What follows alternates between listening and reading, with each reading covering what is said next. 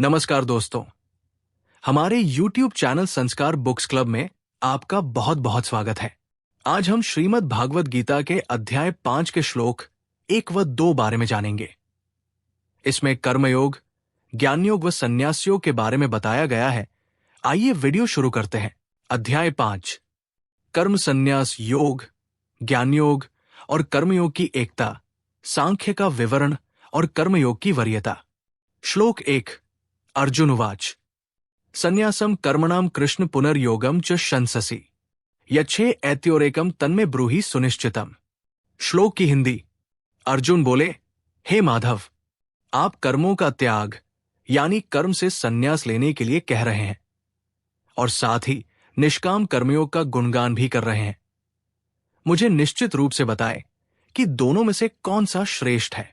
अर्थ, अर्जुन का यह सवाल दिखाता है कि वो अब भी दुविधा में थे और फैसला नहीं कर पा रहे थे कि उनके लिए युद्ध करना सही है या युद्ध भूमि से पीछे हट जाना।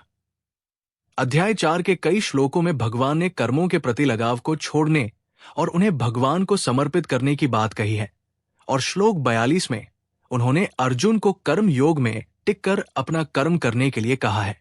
अब ये दो इतनी अलग अलग बातें हैं कि कर्मों का त्याग करना और कर्मयोग में टिककर कर्म करना मनुष्य एक ही समय में दोनों कैसे कर सकता है। इसलिए अर्जुन ने श्री कृष्ण से पूछा कि वो कौन सा एक रास्ता है जिस पर चलकर उनका कल्याण हो सकता है।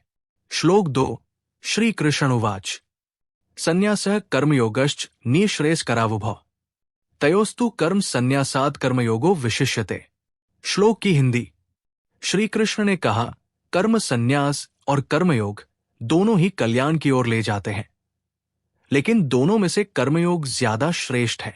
हे अर्जुन, जो मनुष्य न किसी से द्वेष करता है और न किसी चीज की आकांक्षा करता है, वो कर्मयोगी सन्यासी ही कहलाता है। भावनाएं सदा जोड़े में आती है, जैसे सुख दुख, हानि लाभ, राग द्वेष आदि।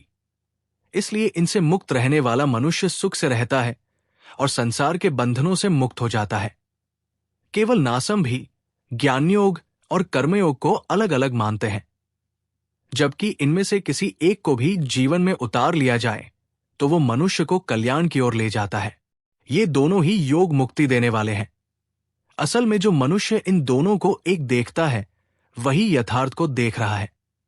लेकिन हे अर्जुन, कर्मयोग के बिना कर्म संन्यास तक पहुंच पाना मुश्किल है, क्योंकि इंद्रिय और शरीर द्वारा होने वाले कर्मों में कर्ता के भाव का त्याग कर पाना इतना सरल नहीं है और भगवत स्वरूप को मनन करने वाला कर्मयोगी जल्द ही परमात्मा को पा लेता है। अर्थ, कर्म संन्यास का मतलब है जब मनुष्य ये समझ जाए कि वो शरीर, इच्छाएं, वासनाएं आदि नहीं बल्कि आत्मा है और उस भाव में टिक जाए तो वो कर्म से ही ऊपर उठ जाता है और उसके बाद उससे जो कर्म होते हैं वो कर्म होते हुए भी उसे बांध नहीं पाते। कर्म संन्यास में कर्म ही खत्म हो जाते हैं, यानी कर्म होकर भी वो कर्म नहीं रहते। इसमें मन में ये भाव जग जाता है कि इस ब्रह्मांड में सब कुछ परमात्मा है, मेरे सारे कर्म भी प्रकृति के 3 गुण करवा रहे हैं और मुझ अकेले का कोई अस्तित्व नहीं है। कर्म संन्यास का मतलब ये नहीं है कि कर्म करना छोड़ देना है या घर बार छोड़कर संन्यास ले लेना है। नहीं, इसका मतलब यह है कि मनुष्य जब अपने आत्म भाव में ठहर जाता है तो उसके कर्म अपने आप खत्म होने लगते हैं। शरीर, मन, इंद्रियों, बुद्धि सभी के कर्म खत्म होने लगते हैं। ज्ञानयोग में जब मनुष्य अपने असली स्वरूप को जानकर अपने आत्म भाव में ठहर जाता है तो कर्म करने के लिए जो एनर्जी बाहर की ओर बहती है वो उसके अंदर की ओर जाने लगती है, क्योंकि मन, बुद्धि सब अपने आत्म भाव में लीन हो जाते हैं, उससे जुड़ जाते हैं। इसलिए जब कर्म करने की ओर एनर्जी जा ही नहीं रही हो तो कर्म बनेंगे कैसे। कर्म संन्यास अपने मन के अंदर की साधना है। ये संन्यास की साधना होती है, समाज की नहीं। दूसरी ओर कर्मयोग का मतलब है जहां कर्मों के फल खत्म हो जाते हैं, यानी कर्म तो हो रहा है लेकिन निष्काम भाव से हो रहा है, तो वो फल को जम नहीं देते। ऐसे कर्मों में ना फल पाने की कोई इच्छा होती है, ना उसका इंतजार होता है, ना कर्म से लगाव होता है और ना ही कर्ता भाव का अहंकार होता है। इसमें मनुष्य अपने कर्मों के फल का इंतजार या इच्छा नहीं करता।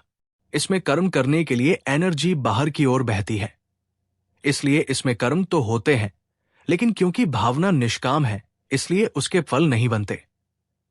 इसे मनुष्य घर गृहस्थी में रहते हुए भी कर सकता है, यानी परिवार में रहते हुए, व्यापार करते हुए, अपनी हर जिम्मेदारी निभाते हुए इसे किया जा सकता है। अब श्री कृष्ण कहते हैं कि निष्काम कर्मयोग यानी कर्मयोग ज्यादा श्रेष्ठ है। भगवान यहां बता रहे हैं कि परिवार में रहते हुए भी ऐसे कर्म किए जा सकते हैं जो मनुष्य को उलझा नहीं सकते। राग का मतलब है प्रेम या किसी चीज की ओर जाने के लिए खिंचाव महसूस होना। द्वेष का मतलब है घृणा या किसी चीज से दूर जाने की इच्छा होना। जो चीज मनुष्य को सुख देती है उससे उन्हें राग हो जाता है, और जो चीज उन्हें दुख देती है उससे उन्हें द्वेष हो जाता है।